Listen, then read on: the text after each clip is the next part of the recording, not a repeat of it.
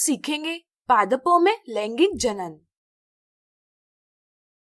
सृष्टि में कई ऐसे जीव हैं जैसे पुष्पी पौधे, मानव, विभिन्न जंतु इत्यादि, जिन्हें संतति यानी ऑफस्प्रिंग उत्पन्न करने के लिए नर एवं मादा लिंग यानी मेल एंड फीमेल सेक्सेस आवश्यक होते हैं।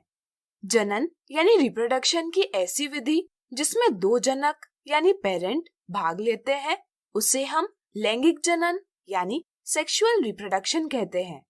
आज हम पादपों में लैंगिक जनन की चर्चा करेंगे। पुष्पी पौधे, जिन्हें आवृतबीजी यानी एंजियोस्पर्म्स भी कहते हैं, लैंगिक जनन से संतति उत्पन्न करते हैं। इन पादपों के जननांग यानी रिप्रोडक्टिव ऑर्गन्स पुष्प में पाए जाते हैं। क्या आप बता सकते हैं कि पुष्प के मुख्य भाग कौन से हैं? याद कीजिए। चलिए हम बताते हैं। पुष्प का बाहरी भाग जो हरे पत्ते जैसा दिखाई देता है, बाह्य दल यानी सेपल कहलाता है। सभी बाह्य दलों से मिलकर बनने वाला बाहरी घेरा कैलिक्स कहलाता है। पुष्प जब कली के रूप में होता है तब बाह्य दल अंदर के भागों की रक्षा करता है। पुष्पों की रंगीन पत्तियों को पंखुड़ियां यानी पेटल्स कहते हैं। सभी पंखुड़ियों को एक साथ दलपुंज यानी कोरोला कहते हैं। पुष्प में पंखुड़ियों के घेरे के भीतर आप कुछ पतली नलियां देख पाएंगे जिनका शीर्ष भाग फूला हुआ होता है। ये पादप के नर जननांग होते हैं जिन्हें पुंकेसर यानी स्टेमन कहते हैं। पुंकेसर का लंबा पतला नली जैसा भाग तंतु यानी फिलामेंट कहलाता है और फूला हुआ ऊपरी भाग परागकोश यानी एंथर कहलाता है। परागकोश परागकण यानी पोलन ग्रेन्स उत्पन्न करता है और उन्हें अपने भीतर रखता है। परागकण साधारणतः पीले होते हैं। यदि आप परागकोश को छुएंगे तो आपके हाथ में पीली पाउडर लग जाएगी। ये परागकण होते हैं। परागकणों में पौधे के नर युग्मक यानी मेल गैमेट पाए जाते हैं।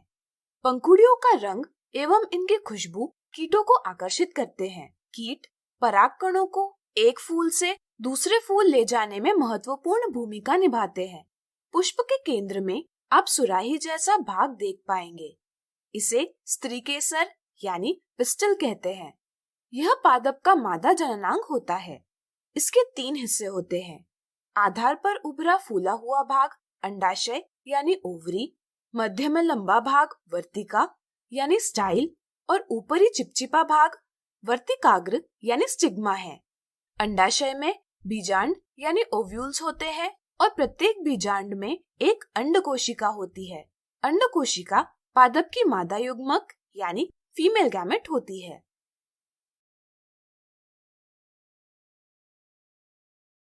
सृष्टि में कुछ पुष्प जैसे गुड़हल के पुष्प ऐसे होते हैं जिनमें पुंकेसर और स्त्रीकेसर दोनों जननांग उपस्थित होते हैं। इन्हें उभयलिंगी पुष्प यानी बाइसेक्सुअल फ्लावर्स कहते हैं। जबकि कुछ पुष्प जैसे पपीते के पुष्प ऐसे होते हैं जिनमें पुंकेसर या स्त्रीकेसर इनमें से कोई एक जननांग उपस्थित होता है। इन्हें एकलिंगी पुष्प यानी यूनिसेक्सुअल फ्लावर्स कहते हैं। पादपों के जनन में परागकणों का वर्तिकाग्र तक स्थानांतरण करना आवश्यक होता है। इसे हम परागण यानी पॉलिनेशन कहते हैं। यदि परागकणों का स्थानांतरण एक पुष्प के परागकोश से उसी पुष्प के वर्तिकाग्र पर होता है तो उसे स्वपरागण यानी सेल्फ पॉलिनेशन कहते हैं। जबकि यदि परागकणों का स्थानांतरण एक पुष्प के परागकोश से किसी अन्य पुष्प के वर्तिकाग्र पर होता है तो उसे परपरागण यानी क्रॉस पॉलिनेशन कहते हैं। परागण अजैविक घटक जैसे वायु, जल या जैविक घटक जैसे कीटक, प्राणी इत्यादि की सहायता से होता है।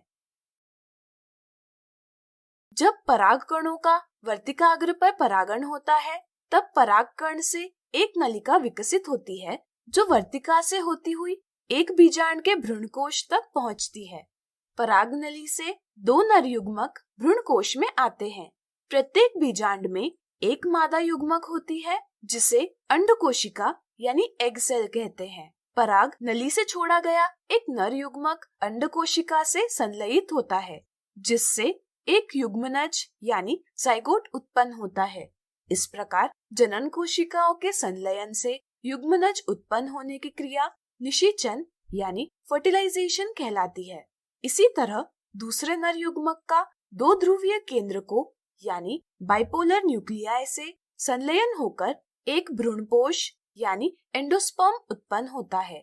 चूंकि भ्रूणकोश में दो प्रकार के संलयन, जनन कोशिकाओं का संलयन और नर युग्मक का दो ध्रुवीय केंद्रकों से संलयन होते हैं, इसलिए इस परिघटना को हम दोहरा निषेचन यानी डबल फर्टिलाइजेशन कहते हैं। बीजांड में निषेचन के बाद युग्मनज कई बार विभाजित होते हैं, जिससे इसका परिवर्तन भ्रूण यानी एम्ब्रियो में होता है। भ्रूणपोष भ्रूण को पोषण प्रदान करता है। इसी के साथ अंडाशय का परिवर्तन फल में होता है।